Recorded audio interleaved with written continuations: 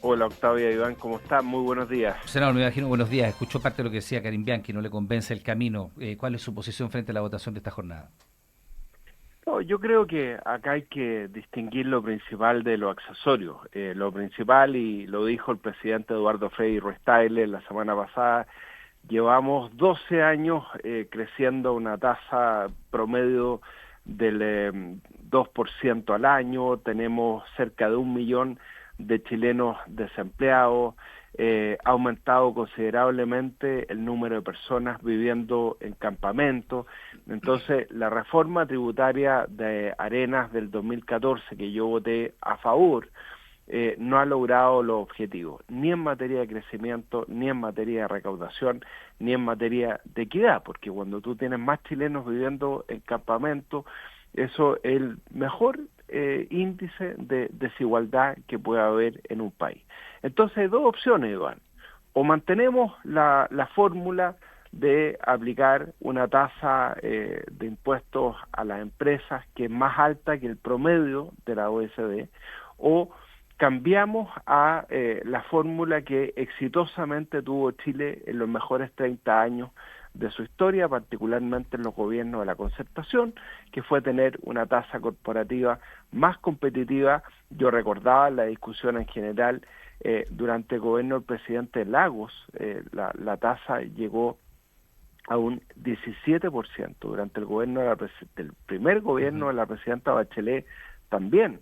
Después se tuvo que ampliar a un 21% por el terremoto del 2010, el gobierno del presidente Piñera, y después dimos el gran salto al 27%, quedando por sobre el promedio incluso de los países más ricos del mundo. Entonces es un hecho que perdimos competitividad, el incentivo al riesgo empresarial, a eso se sumó la permisología, 3 años en evaluación ambiental de los proyectos, y todo eso lo enfrenta este proyecto y la discusión en particular que tenemos hoy día. ¿Cuál es la gran duda? El Fondo Común Municipal, los recursos para los municipios, porque en eso tienen razón los alcaldes, no tiene nada que ver la exención de contribuciones con el reactivar la inversión y el empleo. Tiene que ver con otra cosa, tiene que ver con un tema de justicia tributaria hacia nuestros adultos mayores, y de ahí que los alcaldes han propuesto cierta focalización, o bien que el gobierno, y esa es mi propuesta, mediante indicaciones concretas que he presentado, garantice que los recursos del Fondo Común Municipal que van a las comunas más pobres de Chile no tenga detrimento. En ese sentido, senador Walker, hoy día su voto esta tarde en relación a lo que tiene que ver con las contribuciones, ¿eso es un voto en contra? Yo lo que estoy esperando, y lo dije ayer, lo he transparentado, Ujú. lo dije el domingo en una entrevista en Mesa Central, es que el gobierno garantice que no va a haber detrimento a los recursos de los municipios. Se ha avanzado por parte de los alcaldes en una fórmula, y yo celebro el trabajo liderado por Gustavo Alessandri como presidente de la Asociación Chilena de Municipalidades. Primero, de unir a todos los municipios en torno a una propuesta. Segundo, que ya ganaron los alcaldes en algo que es muy importante, que los recursos no se garantice vía ley de presupuesto, porque eso es algo incierto, que se discute año a año, sino que mediante una reforma a la ley de rentas municipales. Hoy día no todas las sociedades de inversión pagan patente municipal, entonces esta exigencia que tienen que pagar la patente municipal antes de hacer la declaración de renta me parece que va en la línea correcta. Lo mismo respecto a la morosidad en los derechos de aseo, ¿no? Pero hay una tercera patita que se ha conversado y que me parece muy interesante, que 1/3 de la prima de invariabilidad, es decir, esta sobretasa que lograron los colegas del PPD para las empresas que se acojan a la invariabilidad, recordemos que la sobretasa es de un 1,5%, es decir, destinar un 0,5% al propio Fondo Común Municipal, a los recursos con los que cuentan los municipios. Entonces, ya no se podría decir que la invariabilidad favorece a los súper ricos y todo este discurso que hemos escuchado, sino que junto con garantizar inversiones, adelantar inversiones, generar empleo, esto permitiría que parte de esos recursos vayan a los municipios más pobres. Senador. ¿Cuál es el problema? Que el Ujú. gobierno me ha dicho que no lo puede garantizar mediante una indicación, y yo estoy tratando de persuadir al gobierno que sí lo hagan porque el país necesita certeza. Senador, ¿y cuál es el nivel de estabilidad que ofrece una reforma de esta envergadura cuando se vota solo con los votos del oficialismo y que tiene un voto de diferencia en el Senado, y cuando desde la actual oposición ya han avisado, lo han advertido, que eventualmente en un retorno de la izquierda al poder van a echar por tierra esta reforma? ¿Cuál es el nivel de certeza? Sí. Porque cuando uno dice invariabilidad por 25 años, es decir, 4 gobiernos, estoy ofreciendo condiciones que en el papel están allí garantizadas, pero que en la política pueden ser inciertas. Si la actual oposición de hoy día no se sube a la conversación o sus puntos no son acogidos y prometen ya revertir esto en cuanto eventualmente vuelvan al gobierno, ¿cuál es la certeza que hay detrás de esto? ¿Cuál es la invariabilidad que se le ofrece realmente? Estaba pensando, Iván, mientras te escuchaba, que ese es el mejor argumento en favor de la invariabilidad.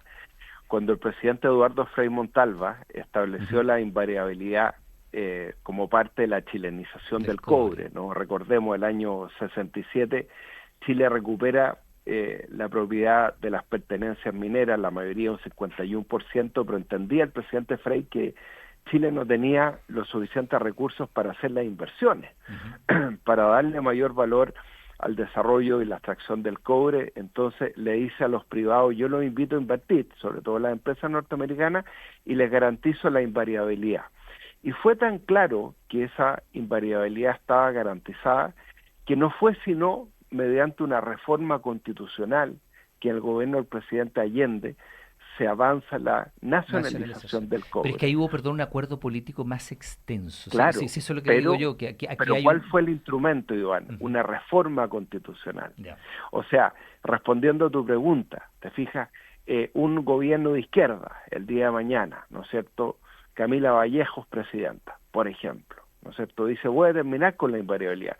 No lo va a poder hacer sino mediante una reforma constitucional, como lo hizo el presidente Allende respecto a la chilenización. Disculpe, ¿eso significa que esto debería y la invariabilidad del presidente Frei Montalva? Perdón, solo para entender el punto. ¿Esto debiera entonces tener rango constitucional y no legal para garantizarse?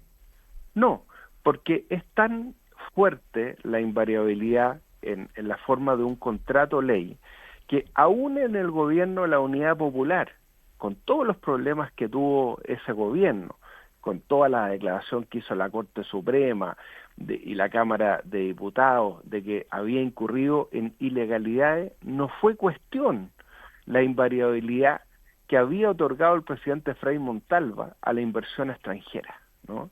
Y hubo un consenso que tenía que hacerse mediante una reforma constitucional. Ahora, ¿cuál es el fondo del tema? Si esto no inhibe, Iván, que el día de mañana el Congreso pueda aumentar la tasa de impuesto corporativo. Lo que pasa es que estos son contratos de inversión, en que tú le dices a un inversionista en particular, usted que no sabe si invertir en Colombia, en Perú, en Argentina o en Chile, yo lo invito a invertir en Chile. Y mientras más invierta, de acuerdo a la fórmula que negociaron los senadores del PPD, va a tener más plazo de invariabilidad. Y si usted invierte sobre 350 millones de dólares y lo hace ahora para generar empleo en Chile, yo le aseguro que le vamos a mantener la tasa fija, pero para eso usted tiene que pagar por esa invariabilidad, una sobretasa del 1,5%. ¿Y qué es lo que estamos proponiendo? Que de ese 1,5%, un tercio vaya a los municipios más pobres de Chile, y eso es lo que yo le estoy pidiendo al gobierno poder garantizar el día de hoy. Senador Matías Walker, a puertas de esta votación que viene durante la tarde, ¿cuáles son los escenarios, por ejemplo, respecto del PPD? ¿Usted considera que es un camino correcto esto de ganar por un voto en el contexto de que el PPD se bajó? Usted admite que esa invariabilidad que ellos lograron reconoce que mejora el proyecto. No sé si ha conversado con Araya, con Carvajal, con el senador Celis, para saber qué van a hacer durante esta jornada, porque han dicho que se bajaron, que van a votar en contra. Sí. Pero hay un silencio que inquieta a algunos en función de lo que pueda pasar, porque usted sabe que las sorpresas siempre son generosas en el Parlamento. Yo todavía no puedo hablar por Ujú. ellos, pero sí valoré públicamente, primero la valentía por llegar a acuerdos, ¿no? Porque estamos en tiempos de bullying, de ataque en las redes sociales, los trataron de vendidos, o sea, bueno, para llegar a acuerdos hay que tener Hay fortaleza, que ser sí, valiente, como dijo el por ministro Alvarado. supuesto, hay que ser valiente para llegar a acuerdos. Y esto es por los ataques de todos los extremos. Recuerden ustedes que Republicano cometió el mismo error el año pasado al restarse del acuerdo de pensiones. Y hablaron de la derechita cobarde. Los extremos siempre van a hacerle bullying a los senadores que tratan de mirar el bien superior de Chile y lograr acuerdos. Eso es parte de la política, lo vemos en todas partes del mundo. Entonces me parece muy bien que el gobierno haya mantenido en la Comisión de Hacienda la fórmula acordada con los senadores del PPD. Es una fórmula inteligente, a mayor inversión, mayor invariabilidad. Yo hablé con el senador Ricardo Celi, lo felicité por la valentía de llegar a acuerdo, y yo dije el domingo, y lo reitero, que no iba a votar otra invariabilidad que la acordada con los senadores del PPD. Y tal vez eso influyó para que el día lunes en la Comisión de Hacienda el gobierno, en vez de volver a la fórmula original, sostuviera este acuerdo con el PPD y esta buena fórmula. Todo esto bajo el liderazgo de Paulina Núñez, presidenta del Senado, que ha entendido que no es bueno, respondiendo a la Pero el pregunta, PPD no está aprobar. votando a favor de Bueno, su acuerdo. está Por un bien, autogol, está bien. por un error, por una pillería, dicen. Por un error del ministro Quiroz que yo dije, quedaron medio sentidos conmigo en teatinos, pero yo dije que esto debía liderarlo el ministro Alvarado y el ministro García, que conocen mejor el arte de la política. Fue un tremendo error, pero yo voy a defender hoy día en la sala tanto lo que hicieron los senadores del PPD como el contenido del acuerdo, porque yo estoy totalmente en la línea de la presidenta del Senado, que esto no es bueno aprobarlo por 26 votos y ojalá tengamos hoy día muchos votos más. En lo que a mí respecta, mantengo la duda respecto a la afectación de los recursos de los municipios y espero que el gobierno entregue una fórmula para garantizar esos recursos. Yo presenté una indicación, me la declararon inadmisible, también presenté una indicación para que la exención no se aplique a viviendas que tienen un avalúo sobre las 15.000 UF, me parece una mínima focalización. Así que, bueno, va a estar muy interesante el debate hoy día. Creo que vamos a estar como hasta las 2 de la mañana discutiendo y muy expectante lo que pasa en las regiones, que tenemos un pronóstico de temporales este fin de semana, así que aprovecho estos micrófonos también para reiterar el llamado a los habitantes de nuestra región a cuidarse, a no desplazarse y a tomar todas las medidas de precaución. Nos quedaremos atentos entonces hasta total despacho, hasta altas horas de la madrugada. Va a ser jornada de lo típico del Senado, aparecen los consomés, los cafés tarde. Las sorpresas o las no sorpresas. Sorpresa, alguna indicación. Senador Matías Walker, muchas gracias por esta conversación. Estamos en contacto. Que estén muy bien.